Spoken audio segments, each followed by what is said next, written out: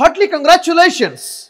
ఆంధ్రప్రదేశ్ ప్రజలందరికీ కూడాను జరిగిన అసెంబ్లీ ఎలక్షన్స్లో ప్రజలు ఇచ్చినటువంటి తీర్పులో విజయాన్ని సాధించినటువంటి ప్రభుత్వాన్ని ఏర్పాటు చేసినటువంటి ఎన్డీఏ కూటమికి, ప్రత్యేకంగా చెప్పాలంటే చీఫ్ మినిస్టర్గా ప్రమాణ స్వీకారం చేసినటువంటి నారా చంద్రబాబు నాయుడు గారికి, నారా చంద్రబాబు నాయుడు అనే నేను ప్రజలందరికీ న్యాయం చేకూరుస్తానని దైవ సాక్షిగా ప్రమాణం చేస్తున్నాను.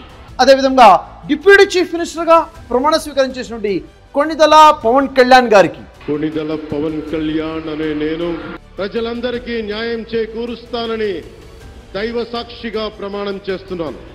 అదేవిధంగా క్యాబినెట్ మినిస్టర్స్ అందరికీ, ఎమ్మెల్యేస్ అందరికీ కూడాను హార్ట్లీ కంగ్రాచ్యులేషన్స్, శుభాకాంక్షలు తెలియజేస్తున్నాను. ఆంధ్రప్రదేశ్ రాష్ట్ర ప్రజలు మిమ్మల్ని విశ్వసించి, మిమ్మల్ని నమ్మి మీకు పట్టం కట్టారు, గొప్ప అవకాశాన్ని మీకు ఇచ్చారు. అయితే ప్రజలందరూ కూడాను, ప్రజల ప్రతినిధులందరూ కూడాను నేను చెప్తున్న మాటలు చాలా జాగ్రత్తగా ఆలకిస్తారని చెప్పేసి, దానికి మీ స్పందన కామెంట్ రూపంలో తెలియజేస్తారని చెప్పేసి మనస్ఫూర్తిగా కోరుకుంటున్నాను.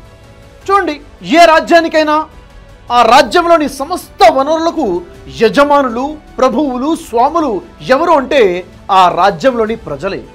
అదే ప్రజాస్వామ్య రాజ్యము. ప్రజలే స్వాములు, ప్రజలే యజమానులు, దాన్నే ప్రజాస్వామ్య రాజ్యం అంటాము. అలాంటి ప్రజలు తమ యొక్క రక్షణ కోసము, తమ యొక్క సంక్షేమం కోసము, తమ యొక్క అభివృద్ధి కోసము తమలో నుంచే ఒక ప్రతినిధిని ఎన్నుకొని వారికి బాధ్యతలు అప్పగిస్తారు. ప్రజల యొక్క రక్షణ కోసం, వారి భావితరాల అభివృద్ధి కోసం కూడాను. మరి ఎవరినైతే ప్రజా ప్రతినిధులుగా ఎన్నుకుంటారో వారి మీద బాధ్యతలు ఉంటాయి. ఆ బాధ్యతలు నిర్వర్తించినందుకు ఆ ప్రజా ప్రతినిధులకి ప్రజాధనం నుండి నెలసరి జీతాన్ని కూడా ఇవ్వడం జరుగుతుంది. అవి ఎమ్మెల్యేస్ కోసమైనా కానీ, మినిస్టర్స్ కోసమైనా కానీ, ఎంపీస్ కోసమైనా కానీ, చీఫ్ మినిస్టర్ కోసమైనా కానీ ప్రజాధనం నుంచి ప్రతి నెల కూడా జీతం, శాలరీ ఇవ్వడం జరుగుతుంది. ఎందుకని? వారు ఏదైతే బాధ్యతలు తీసుకున్నారో ప్రజాప్రతినిధులుగా. ఆ విధానంలోనే ఆంధ్రప్రదేశ్ రాష్ట్ర ప్రజలు చంద్రబాబు నాయుడు గారిని, పవన్ కళ్యాణ్ గారిని, బీజేపీతో కలిసినటువంటి ఈ ఎన్డీఏ కూటమిని విశ్వసించి వారిని ప్రాతినిధ్యం వహించమని చెప్పేసి వారికి గెలుపుని ఇవ్వడం జరిగింది. ప్రజలు తీర్పునిచ్చారు. మరి ఈ అవకాశము, ఈ బాధ్యత ఎన్డీఏ కూటమికి లభించడం నిజంగా చెప్పాలంటే ఒక గొప్ప అవకాశమనే చెప్పాలి.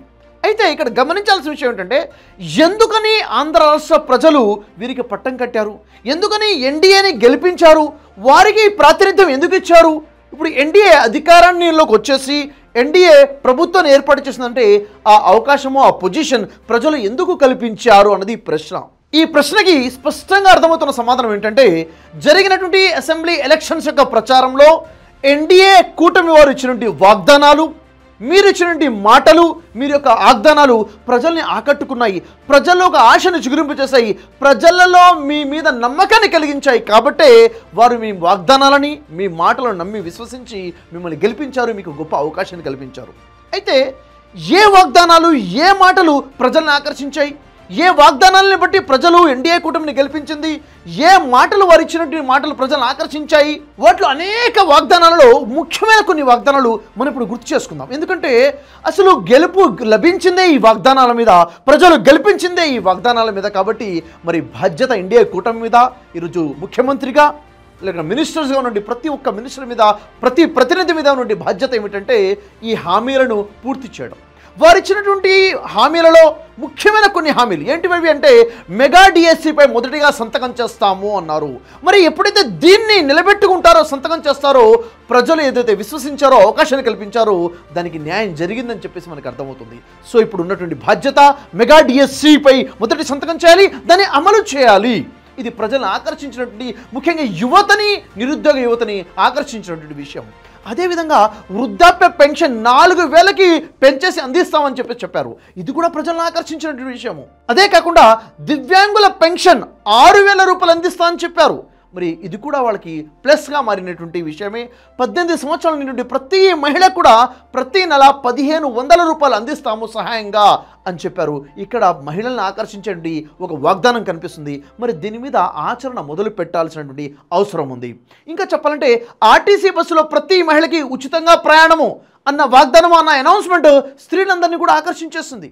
యువతకు 20 లక్షల ఉద్యోగాలు అందిస్తాము అన్నారు. అంతేకాకుండా నిరుద్యోగంగా ఉన్నటువంటి వారు, ఎవరికైతే ఉద్యోగం రాలేదో వారికి నిరుద్యోగ భృతి కింద ప్రతి నెల 3,000 రూపాయలు అందిస్తామని చెప్పారు. ఇవన్నీ కూడా ప్రజల్ని ఆకర్షించిన విషయాలు. ఆకర్షించాయి కాబట్టే ఈ వాగ్దానాల మీదనే, ఈ హామీల మీదనే వారు మీకు ఓటేశారు, మీకు గెలిపించారు.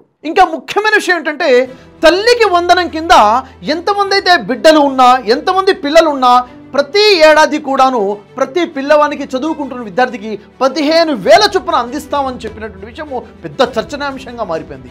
ప్రతి కుటుంబానికి కూడా 3 గ్యాస్ సిలిండర్స్ ఉచితంగా ఇవ్వడం జరుగుతుంది ప్రతి సంవత్సరం అన్నారు. మరి మహిళలైనా, పేద కుటుంబాలైనా ఇక్కడ ఆకర్షితులయ్యారు కాబట్టే ఎన్డీఏకి పట్టం కట్టారని చెప్పాలి. ప్రతి రైతుకి ప్రతి ఏడాది 20,000 రూపాయలు పెట్టుబడిగా అందిస్తాము అని చెప్పడం జరిగింది. ఇది కూడా ప్రజలను ఆకర్షించింది, ముఖ్యంగా రైతులను ఆకర్షించినటువంటి విషయము. మరి ఎవరైతే వాలంటీర్స్గా ఉన్నారో ఈ వాలంటరీ వ్యవస్థ మేము రద్దు చేయము అని చెప్పడమే కాకుండా వీరి యొక్క గౌరవ వేతనాన్ని 10,000కి పెంచడం జరుగుతుంది, 10,000 రూపాయలు అందిస్తామని చెప్పారు. ఇది కూడా స్పెషల్ అట్రాక్షన్గా కనబడినటువంటిది. అందరికీ అందుబాటులో ఉచితంగా ఇసుకను తీసుకొస్తాము. ఈరోజు ఇసుక అందుబాటులో లేకపోవడం చాలా పెద్ద సమస్యగా ఉంది కదా, ఇసుకను అందరికీ ఉచితంగా అందుబాటులో తీసుకొస్తున్నారు. ఇది కూడా స్పెషల్ అట్రాక్షనే. పేదల ఆకలి తీర్చే అన్న క్యాంటీన్లని ప్రారంభిస్తాము ప్రజల కోసం అని చెప్పేసి వాగ్దానం చేయడం జరిగింది. భూ హక్కుల చట్టం ఏదైతే ఉందో, ల్యాండ్ టైటిలింగ్ యాక్ట్ని, దాన్ని రద్దు చేస్తాము అని చెప్పడము, ఇది కూడా పెద్ద డిస్కషన్ పాయింట్. ఇవన్నీ కూడా ఒక్కొక్క పాయింట్ కూడా ప్రజలని ఆకర్షించింది. ఒక్కొక్క వర్గం వారికి ఒక్కొక్క పాయింట్ టచ్ చేసింది కాబట్టి వారి ఆలోచన మారింది. వారి ఆలోచనలో మిమ్మల్ని గెలిపించాలన్న ఆలోచనతో ఈరోజు మీకు గొప్ప అధికారాన్ని వచ్చే విధంగా వారు నిర్ణయాలు తీసుకున్నారు. ఇప్పుడు బాధ్యత మీ మీద ఉంది. ఇంకా చెప్పాలంటే, మీరు చేసినటువంటి వాగ్దానాల్లో ప్రతి ఇంటికి ఉచితంగా కుళాయి కనెక్షన్, అంటే వాటర్ కనెక్షన్ ఇస్తాము, స్వచ్ఛమైన మీరు ప్రతి ఇంటికి అందిస్తామని చెప్పారు. ప్రత్యేకంగా బీసీలకి రక్షణ చట్టాన్ని తీసుకొస్తామని చెప్పారు. ప్రత్యేకంగా బీసీలకు సంక్షేమం కోసం చాలా విషయాలు మాట్లాడారు. ఇంకా స్పెషల్గా చెప్పాలంటే, పూర్ టు రిచ్, పేదవాడి నుంచి ధనికుడిగా మార్చే విధంగా ప్రతి పేదవాడిని సుసంపన్నుడిగా చేస్తాము అని చెప్పేసి హామీ ఇవ్వడం జరిగింది. చేనేత కార్మికుల విషయంలో మగ్గం ఉంటే 200 యూనిట్ల వరకు, మరమగ్గాలు ఉంటే మాత్రము 500 యూనిట్ల వరకు ఉచితంగా విద్యుత్ అందజేస్తామని చెప్పారు. కరెంటు ఛార్జీలు పెరగవని మాటిచ్చారు. బీసీలకి 50 ఏళ్లకే పెన్షన్ అందిస్తామని మాటిచ్చేశారు. ప్రతి పేదవాడికి కూడాను 2 సెంట్ల ఇళ్ళు, స్థలం ఉచితంగా అందిస్తామని చెప్పారు. ఈ వాగ్దానాలు ఒకటా రెండా? అసలు వింటుంటేనే ఇన్ని వాగ్దానాలా? ప్రభుత్వం ఇన్ని చేయబోతుందా? నిజమా? ఇది నిజంగా చెప్పాలంటే ఒక ఆశ్చర్యం కల్పించే విషయము. ఈ ఆశతోనే, ఈ నమ్మకంతోనే మిమ్మల్ని విశ్వసించారు కాబట్టి ఈరోజు ఈ స్థాయిలో మీకు గెలుపు అందించడం జరిగింది. ఇంకా చెప్పాలంటే, మీరు చేసినటువంటి వాగ్దానాలు ప్రతి పేదవాడికి నాణ్యమైన మెటీరియల్తో మంచి ఇళ్ళు నిర్మాణం చేసి ఇస్తామని చెప్పారు. పెళ్లి కానుకగా 1,00,000 రూపాయలు అందిస్తామని చెప్పారు. విదేశీ విధానం మళ్ళీ వస్తుంది అన్నారు. ఎటువంటి కండిషన్స్ లేకుండా పండుగ యొక్క కానుకలు అందరికీ అందచేస్తామని చెప్పారు. పోలవరం ప్రాజెక్ట్ గురించి, సాగునీటి ప్రాజెక్ట్ గురించి కూడా వాగ్దానాలు చేయడం జరిగింది. ఇప్పుడు నేను చెప్పినట్టు ఈ వాగ్దానాలు కేవలం కొన్ని మాత్రమే. వాస్తవానికి మేనిఫెస్టోని పరిశీలిస్తే, చేసిన వాగ్దానాలను చూస్తే చాలా వాగ్దానాలు ఉన్నాయి. ప్రతి వర్గానికి సంక్షేమం కోసం ప్రకటించిన వాగ్దానాలు ఉన్నాయి. ప్రతి కులం కోసం దాదాపుగా ఇచ్చినటువంటి వాగ్దానాలు ఉన్నాయి. ప్రతి ఒక్కరిని దృష్టిలో పెట్టుకుని ఇది చేస్తాము, ఇది చేస్తామని ఏదైతే చెప్పారో ప్రజలందరినీ కూడా ఆకర్షించడం జరిగింది ఈ వాగ్దానాలు, మీ మేనిఫెస్టో. మరి ఈ వాగ్దానాలే ప్రజలను మీకు ఓటేసేలా చేశాయి. ప్రజలు వారికి ఉన్నటువంటి ఓటు హక్కుని, అమూల్యమైన ఓటు హక్కుని మీకు వేశారు, మిమ్మల్ని గెలిపించారు.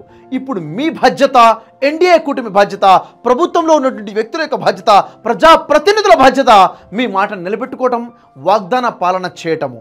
త్రికరణ శుద్ధిగా మనస వాచా కర్మణ మీరు ఇచ్చిన మాట ప్రకారంగా ప్రజా పరిపాలన చేస్తారని ఆశిస్తున్నాము, చేయాలని కోరుకుంటున్నాను కూడాను. మరి ఇక్కడ ప్రజలిచ్చినటువంటి తీర్పుతో అధికారంలోకి వచ్చినటువంటి ఈ ప్రతినిధులు గుర్తుపెట్టుకోవాల్సిన విషయం ఏంటంటే, ఈ ఆంధ్ర రాష్ట్ర రాజ్యానికి యజమానులైన, ప్రభువులైన, స్వాములైన ప్రజలే అన్న విషయాన్ని మనసులో పెట్టుకోవాలి.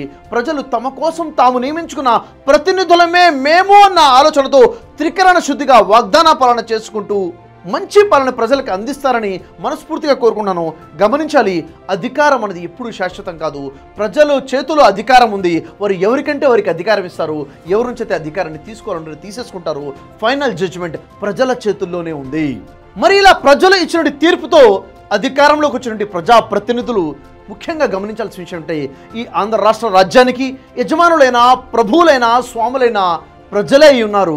ఈ విషయాన్ని మనసులో పెట్టుకొని మరి ప్రజలు తమ కోసం తాము ఎన్నుకునుండి ప్రతినిధులమే మేము అన్న ఆలోచనతో పరిపాలన చేస్తారని, ఎందుకంటే అధికారము శాశ్వతం కాదు, మనం ఇచ్చే పరిపాలన తగ్గట్టుగానే ప్రజలు తీర్పు తీరుస్తూ ఉంటారు.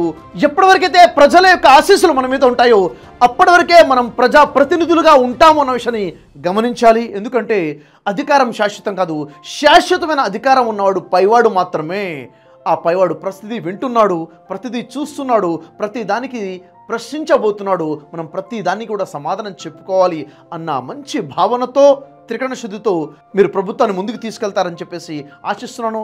All the best. జై హింద్.